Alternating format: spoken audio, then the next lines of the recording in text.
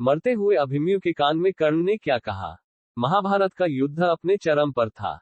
हर दिन नई पीड़ा, नई कहानियां और नए रहस्य छोड़ रहा था।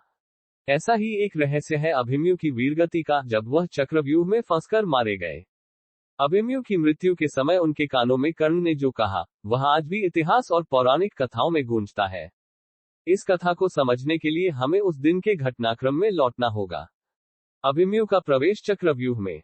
कौरव सेना ने द्रोणाचार्य के नेतृत्व में चक्रव्यूह रचा था, जिसे भेद पाना लगभग असंभव था। पांडवों के बीच केवल अर्जुन और कृष्ण चक्रव्यूह को भेदने का ज्ञान रखते थे। लेकिन उस दिन अर्जुन को दुर्योधन ने एक अलग दिशा में व्यस्त कर रखा था।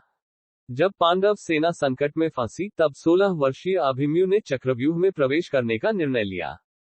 अभिमन्यु ने कहा, मैं इस चक्रव्यूह को भेद सकता हूं।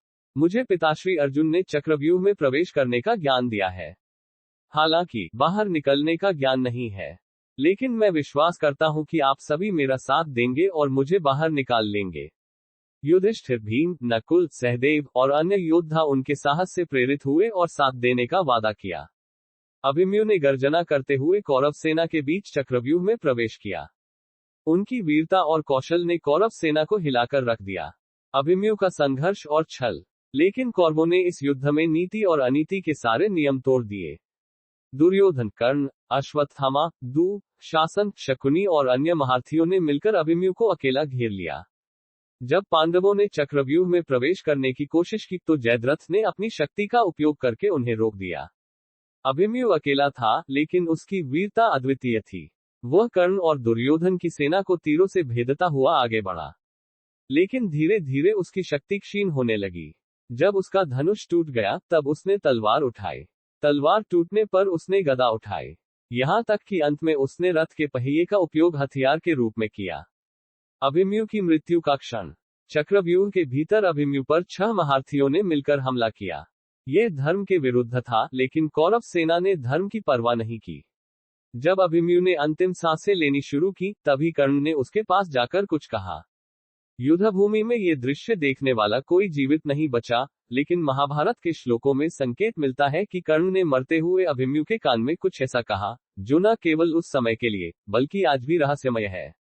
कर्ण ने अभिमन्यु से क्या कहा? अभिमन्यु ने अंतिम क्षणों में अपनी सांसें भरते हुए कर्ण की ओर देखा। उसकी आंखों में क्रोध, दुख और असहायता स्पष्ट झलक रही थी।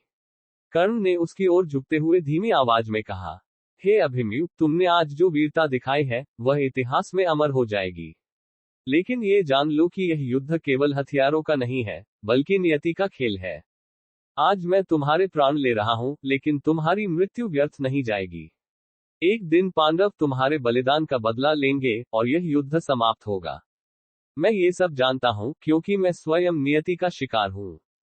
अभिमन्यु ने कर्ण की ओर देखा, जैसे वह समझने की कोशिश कर रहा हो। लेकिन कर्ण ने आगे कहा, अर्जुन को मेरा ये संदेश देना कि मैं भी तुम्हारे जैसा हूं, एक योद्धा जो अपने भाग्य का दास है। लेकिन याद रखना, तुम्हारी मृत्यु मेरे लिए भी एक शाप की तरह है। कर्ण के शब्दों का रहस्य। कर्ण के इन शब्दों में क्या अर्थ छिपा था, ये समझने के लिए हमें कर्ण के जीवन को देखना होगा। कर्ण स्वयं एक अभिशप्त योद्धा था, जो जन्म से ही संघर्षों और अपमान का सामना करता रहा। उसने अपने जीवन में हमेशा धर्म और अधर्म के बीच संघर्ष किया। उसने अभिमन्यु को ये बताने की कोशिश की कि वह भी उस नियति का हिस्सा है, जो उसे अधर्म का साथ देने के लिए मजबूर कर रही है। कर्ण के शब्दों में अभिमन्यु के लिए सम्मान था, लेकिन साथ ही यह भी स्वीकारोक्ति थी कि वह अधर्म का साधन बन चुका है। अभिमन्यु की मृत्यु के बाद की घटनाएं। जब अभिमन्यु की मृत्यु का समाचार अर्जुन को मिला, तो उनका क्रोध भड़क उठा। उन्होंने कौरव सेना को नष्ट करने की शपथ ली। अगले दिन अर्जुन ने जयद्रथ को मारकर अपने पुत्र की मृत्यु का बदला लिया। लेकिन कर्ण के शब्द पांडवों के लिए एक गूढ़ रहस्य बनकर रह गए। क्या कर्ण ने अपनी पीड़ा अभिमन्यु के साथ साझा की थी, या उसने उसे किसी बड़े रहस्य से अवगत कराया था? कहानी का सार। कर्ण के शब्द न केवल अभिमन्यु के लिए, बल्कि पूरे महाभारत के लिए एक दार्शनिक संदेश थे। ये युद्ध केवल हथियारों का नहीं था, बल्कि मनुष्यों के भीतर के धर्म अधर्म के संघर्ष का प्रतीक था। कर्ण और अभिमन्यु दोनों इस संघर्ष के शिकार थे। मरते हुए अभिमन्यु के कान में कर्ण ने जो कहा, वह न केवल एक योद्धा की अंतिम विदाई थी, बल्कि एक ऐसा रहस्य था, जो आज भी इतिहास और साहित्य में सजीव है। महाभारत की इस घटना से यह संदेश मिलता है कि युद्ध केवल विनाश लाता है, और वीरता कभी कभी धर्म और अधर्म के बीच बंधकर रह जाती है। अभिमन्यु का बलिदान और कर्ण के शब्द हमें ये सोचने पर मजबूर करते हैं कि क्या वास्तव में कोई विजेता होता है, या सब केवल नियति के हाथों की कठपुतलियां हैं।